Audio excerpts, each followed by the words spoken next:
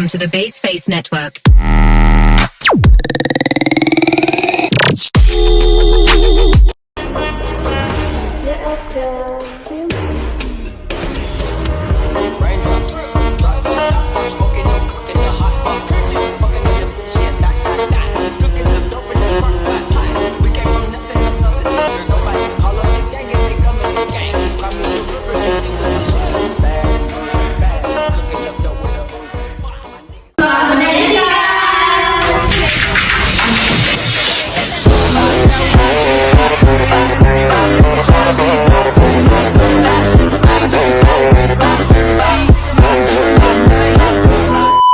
Assalamualaikum warahmatullahi wabarakatuh.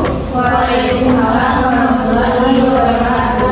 Selamat pagi, salam sejahtera bagi kita semua. Om Swastiastu, Namo Buddhaya, salam kebajikan. Sebelumnya saya ucapkan terima kasih kepada Bu Jati sebagai dosen pengampu mata kuliah Informasi Kesehatan, dan tak lupa juga kepada teman-teman semua yang atas antusiasnya di siang hari ini. Baik, setiap kata dan langkah itu terasa penuh makna. Begitupun materi yang akan kami bawa telah kami rangkai dengan harapan dan ketulusan yang nyata agar ilmu yang kami bagi bisa menembus ruang rasa. Baik, kami dari kelompok 2 akan membuka sosialisasi yaitu pentingnya kesehatan mental. Sebelum ke materi, saya izin untuk memperkenalkan diri kelompok saya. Yang pertama saya sendiri Resti Tasari, yang kedua Yumi Pangurami, yang ketiga Nila Nuzulaika, yang keempat Nazla, dan yang kelima Nur Anissa. Kami dari rekaman kami ingin meminta waktu kakak semua sekitar 10-15 menit. Apakah kakak semua bersedia? Baik, untuk sosialisasi pentingnya kesehatan mental akan disampaikan oleh Mimpaurami. Kepada Mimpaurami saya persilakan. Baik, selamat siang. Terima kasih kepada moderator dan kepada teman-teman atas partisipasinya pada hari ini dalam rangka penyuluhan tentang pentingnya kesehatan mental. Nah, menurut teman-teman, ketika mendengarkan kata kesehatan mental, apa sih yang terbesit di pemikiran teman-teman? Stres, depresi, ada pendapat lain? Terus ada pendapat lain? Banyak tekanan, baik. Apakah ada pendapat yang lainnya? Enggak. Nah, baik, teman-teman, yang sering sampaikan oleh teman-teman tadi adalah bentuk-bentuk dari gangguan kesehatan mental. Nah, menurut teman-teman, apa sih definisi dari kesehatan mental itu sendiri? Tidak tahu. Gangguan emosional. Apa ada pendapat yang lain? Tidak, baik. Mungkin aku yang akan menjelaskan secara teorinya ya. Dimana kesehatan mental itu adalah suatu kondisi di mana individu memiliki kesejahteraan penuh terhadap dirinya, di mana dia bisa menyelesaikan permasalahan, problem-problem yang masuk ke dalam kehidupannya secara positif dan memberikan kontribusi yang positif terhadap lingkungannya. Next. Nah, untuk gejala dan tanda-tanda seseorang memiliki gangguan mental, yang pertama yaitu perubahan perilaku. Mereka yang memiliki gangguan mental biasanya memiliki perubahan perilaku yang kasar, yang maladaptif, yang lebih sering menyendiri, dan terkadang mereka itu bersikap kasar dan tidak mengetahui bahwa sikapannya itu menyakiti orang lain. Yang kedua yaitu adanya perubahan mood. Jadi orang yang punya penyakit mental biasanya memiliki gangguan untuk mengatur moodnya. Kadang mereka bahagia, tiba-tiba sedih, terus tiba-tiba bahagia lagi. Itu karena ketidakmampuannya untuk mengontrol moodnya tersebut. Yang ketiga, kesulitan konsentrasi. Mungkin teman-teman pernah mendengar kata istilah depresi itu bikin otaknya berisik. Nah, itulah yang membuat seseorang tersebut tidak bisa berkonsentrasi dalam melakukan suatu hal karena pemikiran-pemikirannya yang tidak bisa dikontrol oleh mereka. Yang keempat itu penurunan berat badan. Karena gangguan dari kesehatan mental tersebut akan memicu pada penurunan berat badan karena ketidaknafsuan makan. Selanjutnya mungkin keengganan untuk makan dan tidak memperhatikan untuk konsumsi makanannya sehingga menyebabkan BBI-nya bisa turun, teman-teman. Selanjutnya menyakiti diri sendiri. Mereka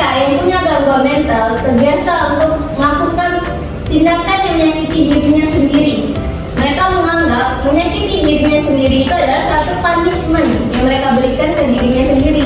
Padahal itu merupakan satu gejala yang dapat merujuk ke tindakan percobaan bunuh diri. Selanjutnya ada muncul berbagai masalah kesehatan lainnya, karena seperti yang kita ketahui, ketika seseorang sakit secara mental, maka fisiknya juga akan sakit. Nah, menurut teman-teman, apa sih penyakit gangguan mental yang sering terjadi pada Gen Z? Stres. Baik. Apa ada pendapat lain? Enggak mood. Ada pendapat lain? Depresi. Baik. Anxiety atau kecemasan mungkin. Benar, saya dapat kecemasan. Ada pendapat lain? Main tugas. Baik. Jadi semua yang disampaikan teman ini benar ya. Dimana kita kategorikannya menjadi dua bagian. Yang pertama yaitu gangguan kecemasan atau kita sering menyebutnya ansietas.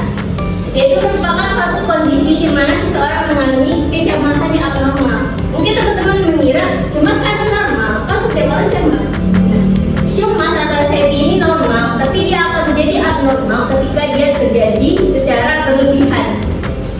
Jadi ada beberapa jenis. Yang pertama yaitu social anxiety disorder, yaitu ketika seseorang mengalami cemas berlebihan pada ketika mereka melakukan hubungan atau kegiatan sosial.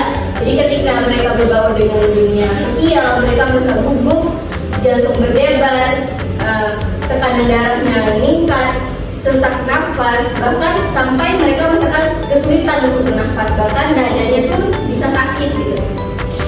Yang kedua yaitu adanya gangguan mood, yaitu ketika seseorang tersebut tidak bisa mengontrol perubahan emosi pada dirinya. Itu kita sering mengistilahkan dengan bipolar. Jadi mungkin teman-teman sering mendengar kata bipolar. Jadi bipolar itu adalah gangguan perubahan mood yang tidak bisa terkendali. Menurut teman-teman, apa sih ciri-ciri seseorang memiliki kesehatan mental yang baik? Gembira. Ada jawaban lain? Mood selalu bagus. Ada jawaban lain? Saya Baik. suka bernyanyi mungkin untuk menghilangkan stres.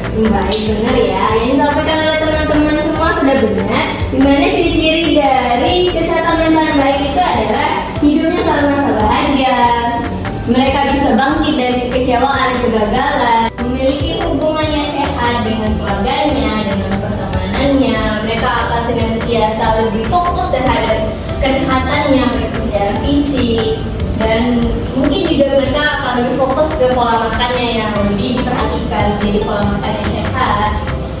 Nah, menurut teman-teman, gimana sih cara agar kita bisa menjaga kesehatan mental kita? Healing. Nah, ada jawaban lain? Check out bareng, shopping. Shopping. Terus check out barang, boleh. Ada jawaban lain? Lakukan sesuatu yang menyenangkan. Benar. Olahraga benar. Baik, sudah benar ya yang disampaikan oleh teman-teman. Yaitu yang pertama, kita diperuntukkan untuk menangani masalah secara cepat.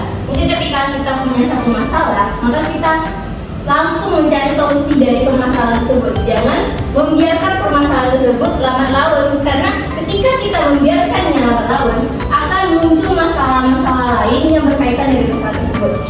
Yang kedua yaitu mungkin kita bisa berdiskusi, mencari teman cerita, dan untuk tingkat lebihnya mungkin kita bisa berkonsultasi kepada pakarnya, kepada psikolog, kepada psikiater. Dan untuk di segi kehidupannya mungkin kita bisa melakukan olahraga, jaga pola makan, jaga pola tidur yang baik, karena hal-hal tersebut akan mengakibatkan positif vibe-nya ke dalam kehidupan kita. Baiklah, mungkin hanya demikian yang dapat saya sampaikan. Dan kembalikan kepada Adela. Baik, terima kasih kepada Agni sebagai pemateri pada siang hari ini, yaitu mensosialisasikan pentingnya kesehatan mental. Nah, teman-teman di sini ada nggak sih yang ditanyakan? Apa ada yang kurang paham mengenai pentingnya kesehatan mental? Ya, baik. Bagaimana sih Kak caranya agar kita tidak stres karena pendapat orang lain?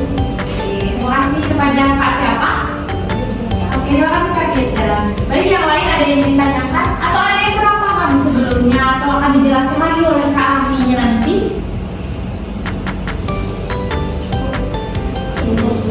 Baik, untuk pertanyaan bisa langsung dijawab. Kepada Rami saya persilahkan. Baik, terima kasih pertanyaannya kepada Firda. Pertanyaan yang bagus ya. Dimana pertanyaannya bagaimana caranya agar kita tidak stres terhadap pendapat orang lain.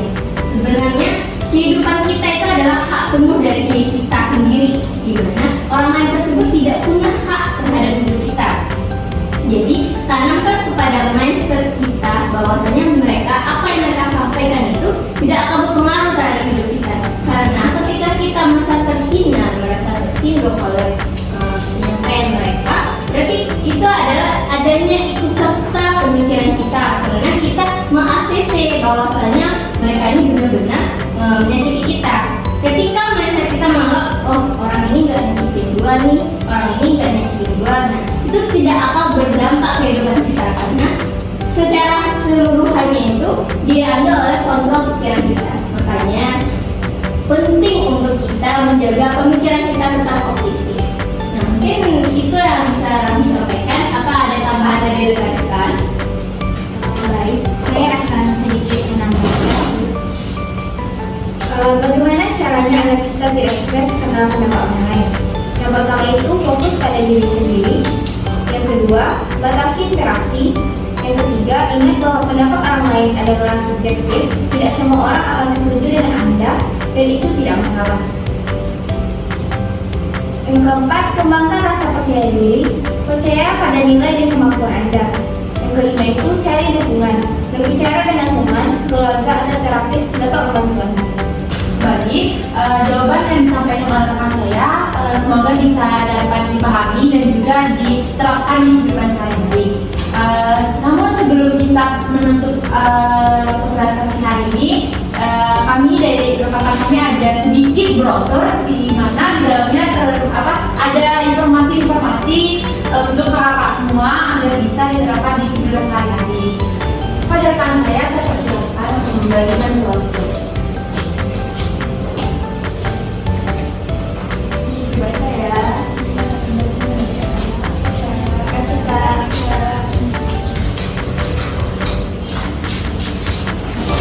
Baik, terima kasih kepada rekan saya.